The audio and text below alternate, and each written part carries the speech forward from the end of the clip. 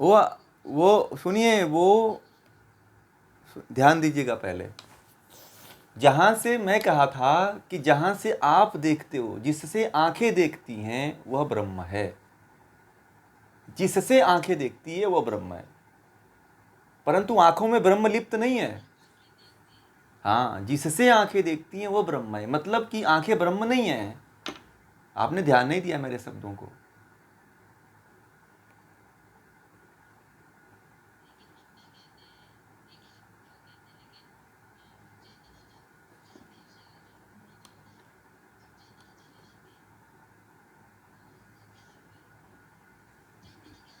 आत्मा है, चेतना को ही आत्मा कहते हैं।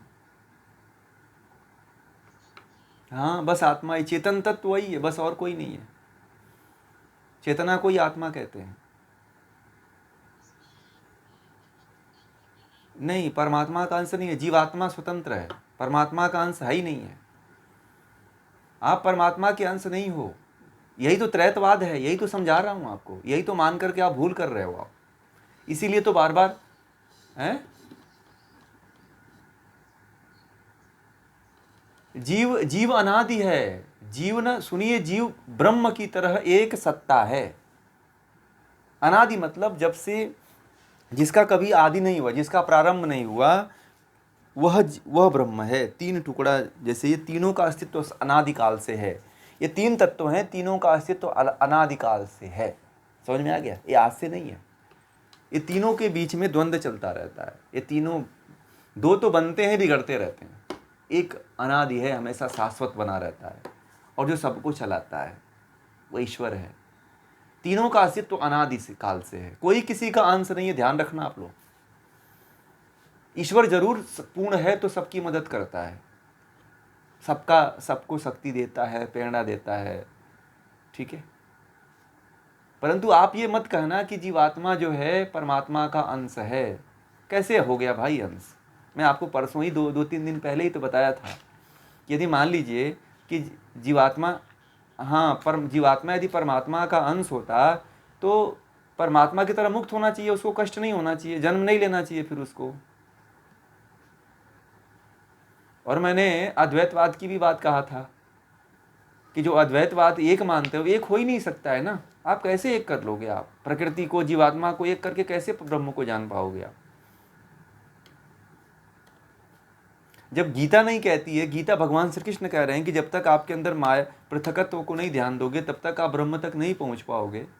और परिवर्तनशील को भी अपना मान ले रहे हो।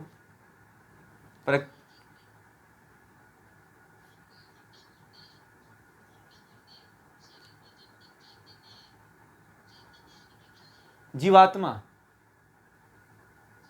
हाँ, शरीर में मात्र जीवात्मा है, कोई चैतन्य नहीं है। ध्यान रखिएगा इस भ्रम को।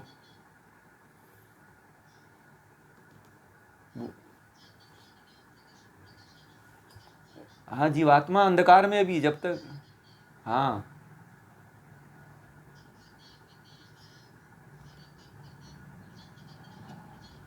हाँ, वो जीवात्मा ऊर्जा ही है। नहीं रहेगा तो जीवात्मा के अंदर इतनी तो शक्ति है ही है ना। अज्ञानता में पड़ी हुई है ना, उसका उपयोग कौन कर रहा है? जैसे बल्ब है तो बल्ब में प्रकाश है ना, तो बल्ब का उपयोग कौन करता है?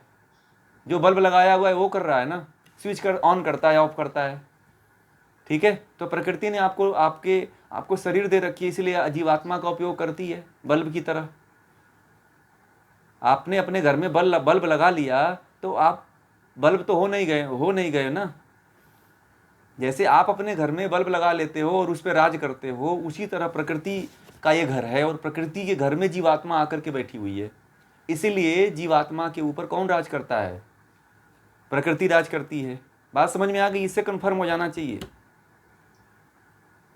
जैसे आपने अपने घर में बल्ब लगा लिया तो आपका पूरा अधिकार बल्ब पे होता है ना, जब चाहते हो ऑन करते हो, जब चाहते हो ऑफ करते हो।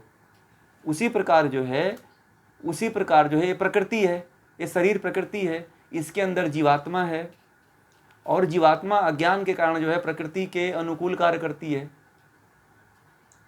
ठीक है। जिस दिन बल्ब जो है ये समझ जाएगा कि यह जो मकान मालिक है यह हमें क्या कर रखा है, हमें ये ला करके अपने घर में लगा रखा है, इससे मुक्त होना है हमें। यह बल्ब जो है क्या कर रखा है, अपने को मान रखा है कि मैं जो है इसके घर वाले की वजह से मैं जल रहा हूँ। बल्ब यदि ये छोड़ दे ना, यह बल्ब यदि छोड़ दे, यह विचार की यह मकान मालिक का कोई लेना देना मुझसे नहीं है, मैं तो स्वयं प्रकाश हूँ, मेरे अंदर का प्रकाश है, मैं इसको प्रकाशित करता हूँ और मैं जो है इसको अपना मान बैठा हूँ, मकान मालिक को जो है, मकान मालिक को ही सब कुछ मान बैठा हूँ कि मैं इसके वजह से जल रहा हूँ। बल्ब स्वयं जलता है, बल्ब का अस्तित्व तो बहुत बड़ा, अज्ञानता के कारण वो मान बैठा है कि ये मकान मालिक के कारण सब कुछ हो रहा है। ठीक है, प्रकाश नहीं रहता तो, बल्ब में प्रकाश नहीं रहता तो मकान मालिक जला ले। ऐसा डब्बा खिलौना खरीद के लाके क्यों नहीं जला लेता है भाई, बताओ आप। एक बल्ब वाले खिलौने मिलते हैं ना, बल्ब वाले बाजार में खिलौने मिलते हैं, लगा के देखिए उसमें प्रकाश आएगा, नहीं आएगा ना। तो बात वही है, जीवात्मा जो है जिसके घर में जो रहता है ना, वो उसका गुलाम हो जाता है। भाई जिसकी रोटी खा रहे हो फिर उसकी आप गुलामी करोगे, परंतु अज्ञानता के कारण गुलामी करोगे ना आप। जीवात्मा को तो इतनी स्वतंत्रता है कि तुम इसका उपयोग करके तुम मुक्त हो सकते हो, इतनी गुलामी रूम वाले बल्ब की तरह नहीं है। जीवात्मा को तो इतना अधिकार दिया गया है कि ये जो रूम मालिक है और रूम है और मकान मालिक है, दोनों हेल्प करेंगे आपको मुक्त होने के लिए। ठीक है, दोनों हेल्प करते हैं, रूम और मकान मालिक दोनों हेल्प करते हैं कि प्रकाश जो है प्रकाशित हो जाए और हमारे घर से वो निकल करके कहीं और चला जाए, मुक्त हो जाए। आप छोड़ ही नहीं रहे हो ना बल्ब को, बल्ब और घर दोनों को अपना मान बैठे हो आप कि ये घर मेरा ही, बस मेरा इतना ही, ये रूम में ही मेरा प्रकाश रहेगा। और आपको पता नहीं कि आप कितनी बड़ी शक्ति हो। चैतन्य केवल आत्मा ही है। ठीक है, इसको आप समझ में आ गई बात? अभी कोई संशय है बताइए, कोई संशय है तो बता देना, स्वीकार मत करना ऐसे। आप लोग जो है कोई संशय हो तो उसको पूरा सामने रखना, कहीं छिपाना मत। ठीक है, क्लियर ना हो, हाँ गहराई से सुनिए तो ही आप पूछ रहे हैं ना, नहीं तो नहीं पूछते। फिर अब इसको समझ गए तो फिर आप मुक्त हो जाओगे, फिर आगे बढ़ोगे, मुक्ति के पथ पे आप अग्रसर हो जाओगे। फिर आप जो एक तत्व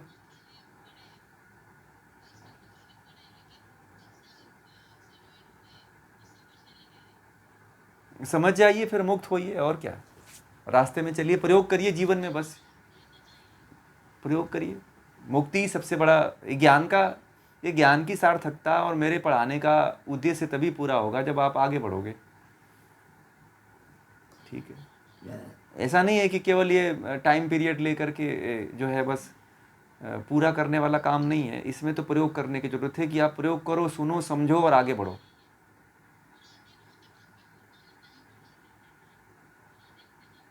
बहुत अच्छी बात है। अगर इतना हो रहा है तो इसका मतलब आपके चिंतन हो रहा है, मनन हो रहा है, उसके ऊपर निधिध्यासन हो रहा है, और फिर एक दिन वही जो है ज्ञान बन जाता है।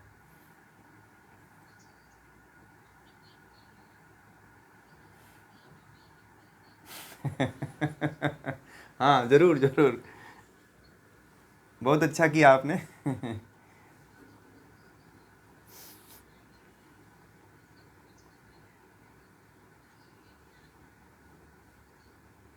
अब आगे बोलो तो मैं बोल पाऊंगा ना, कोई।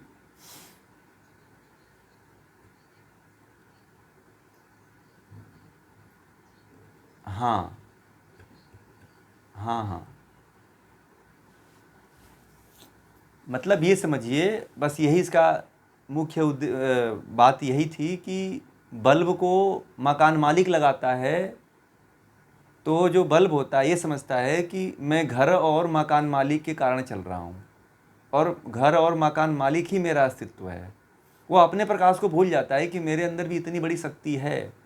वह किसके कारण भूल जाता है? अज्ञानता के कारण भूल जाता है। कोई उसे बताने वाला नहीं रहता है, करे नाहक मूर्ख, तेरे तू ही प्रकाश करता है तो सब तेरे सब इन लोगों के घर में प्रकाश होता है। ठीक है, ये है इसका मूल सारा तत्व। जीवात्मा जो है ना अज्ञान की तरह, अज्ञानी की तरह बैठी हुई है शरीर में। इसीलिए तो कहते हैं ना कि जीवात्मा, हर व्यक्ति को बिना ज्ञान लिए हुए मुक्त होना, मरना जो है उसकी सबसे बड़ी क्या कहते हैं, उसका दुर्भाग्य, सबसे बड़ा दुर्भाग्य उसका यही है कि बिना ज्ञान के मर गया वो। उसका नया जन्म, द्विज उसको कहते हैं कि जो ज्ञान के द्वारा उसका नया जन्म हो जाए। तो आप लोगों का नया जन्म हो रहा है, ठीक है, आप लोग धीरे धीरे द्विज हो रहे हो, मतलब आप लोगों का नया जन्म हो रहा है। जैसे जैसे ज्ञान बढ़ रहा है आपका नया जन्म हो रहा है।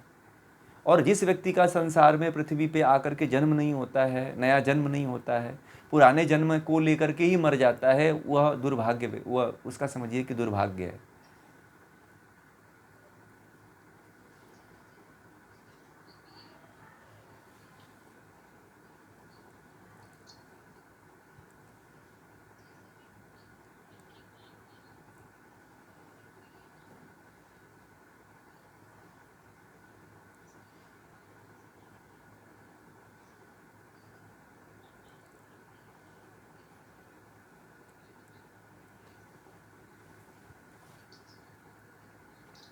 एक काम करना, आप गीता का जो है ना, गीता का पहला और दूसरा भाग, ठीक है, जो पहला और दूसरा भाग गीता का जो प्रारंभ हुआ था उसको सुनना, वीडियो उसका, आप लोग दोनों लोग, सभी लोग एक बार सभी लोग रिपीट करें इसको, क्योंकि उसमें जो है गीता के सिद्धांत में ये सारी बातें शुरुआती दौर में बता दी गई है। गीता का पार्ट 1 और पार्ट 2 महेंद्र जी देखिए सुने हैं और बहुत अच्छी तरह से उसको उसी दिन वो समझ गए थे इस रहस्य को, ठीक है।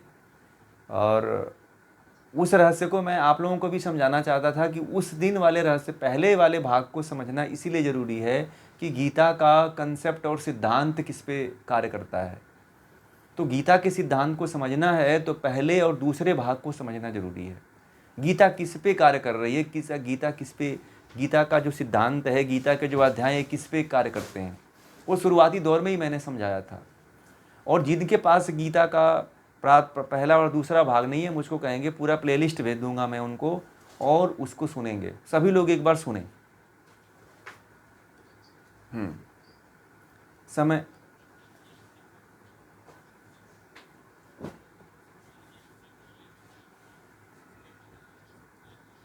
हाँ मैंने इसको, हाँ मैंने शुरुआती दौर में, देखिए आपने पूरा कंसेप्ट बता दिया। तो इसीलिए जो है इनको देखिए, इनको पूरा कंसेप्ट पहले ही क्लियर है। इसीलिए पहला और दूसरा गीता का भाग सभी लोग सुने। मैंने बहुत लोगों को भेजा है, और जिन्होंने भी, जिनका भी मैसेज आता है मैं सबको डाल देता हूँ। अब देखिएगा गीता का जो पूरा, हाँ तो मैं आपको भेज दूंगा, आप मुझे एक बार लिख के भेज दीजिएगा, मैं आपको पूरा सेंड कर दूंगा। क्योंकि मैं जिसको भेजता हूँ वही सुन पाएंगे, क्योंकि सारा अनलिस्टेड रहता है, आप सुन नहीं पाएंगे। सभी लोग वो पब्लिश नहीं है वीडियो। जब तक ये कोर्स चल रहा है तब तक वो गीता का पूरा जो है पब्लिश नहीं होगा, ठीक है। जब तक आप लोग पूरी तरह से इसको गीता को पढ़ लोगे तब उसको पब्लिश करेंगे, ठीक है। जो कोर्स में जुड़ रहे हैं उनको ज़्यादा प्राथमिकता दी जाती है, उसके बाद सबको प्राथमिकता दी जाती है, ठीक है। तो ये कोर्स पूरा होने के बाद पब्लिश करेंगे, तो आप हमें मैसेज करेंगे तो ही मैं आपको भेजूंगा वो। हाँ मैं आपको भेज दूंगा, पहला उसका दोनों लोगों का नाम याद है आप लोगों का, तो मैं भेज दूंगा। क्योंकि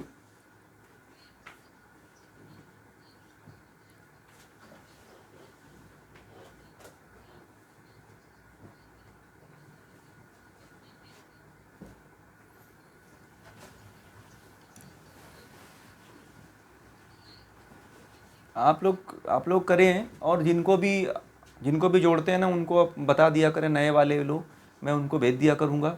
और वो लोग पहले सुन लिया करें पहले और दूसरे भाग को गीता के, तो समझ में आएगा। गीता का सिद्धांत जो नहीं समझेगा वो गीता को नहीं समझ में आएगा। और जो मैं गीता पढ़ाता हूँ यह इसी सिद्धांत पे, मेरा सारा शास्त्र जो है, मैं जितने ग्रंथ पढ़ाता हूँ इसी सिद्धांत पे पढ़ाता हूँ। और जो इसको समझ लिया वो मेरे पूरे ग्रंथों को समझ जाएंगे, ठीक है। और यही चीज़ हमें स्थापित करना है, क्योंकि यही चीज़ नहीं बताया जाता है।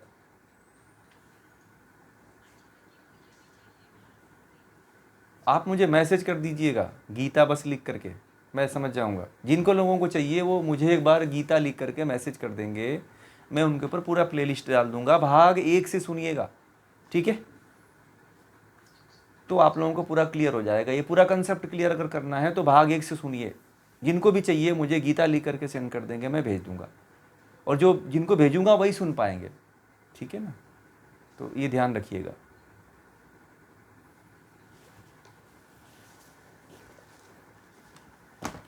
ये चीज़ यदि आपने समझ लिया तो बहुत कुछ फिर आपने जीवन में पा लेंगे और जीवन को सफल बना लेंगे। ये सिद्धांत बहुत लोगों के समझ में नहीं आता, इसीलिए कोई कर्मकांडी हो जाता है, कोई नास्तिक हो जाता है, कोई दूसरे धर्म को पकड़ लेता है, कोई गाली देता है, कोई कथा श्रवण कराता है, कोई पुण्य करवाता है, पाठ करवाता है, बस इसी में लिप्त रहता है और जीवन उसका बेकार हो जाता है। सुना ना, आज डाले थे कुणाल जी डाले थे ना कि एक कथाकार ने 40 लाख रुपए लेकर के फरार हो गए। गीता में पढ़ा ना आप लोगों से, गीता वाले ग्रुप में डाला था उन्होंने। आज यही चल रहा है, लोग जो है इतने पैसे खर्च करते हैं अध्यात्म के नाम पे, परंतु क्या होता है, उनको अध्यात्म भी अच्छा वाला नहीं मिलता है, मुक्ति भी नहीं मिलती है, पैसा नष्ट होता है, समय नष्ट होता है, जीवन तो बर्बाद होता ही होता है, ठीक है? तो इस चीज़ को आप लोग समझिए, बहुत ही अच्छा दृष्टांत है, उसको पढ़िएगा आप लोग। लोग जो है अंधविश्वास के प्रति अंधे हुए हैं, उससे कुछ मुक्ति मिलने वाली नहीं है, फिर भी उस कथा से मुक्ति नहीं मिलने वाली है, फिर भी लोग सोच रहे हैं कि मैं मुक्त हो जाऊंगा कथा को सुन करके। ऐसी कथा तो मैं आप लोगों को डेली बताता हूँ, कभी मुक्त होते हैं क्या? और हर कहानी का अंत एक ही है, चाहे आप रामायण सुनो, चाहे गीता, चाहे महाभारत सुनो, हर कहानी एक ही होती है, बहुत सी कहानियाँ नहीं बनती हैं, ध्यान रखना आप लोग।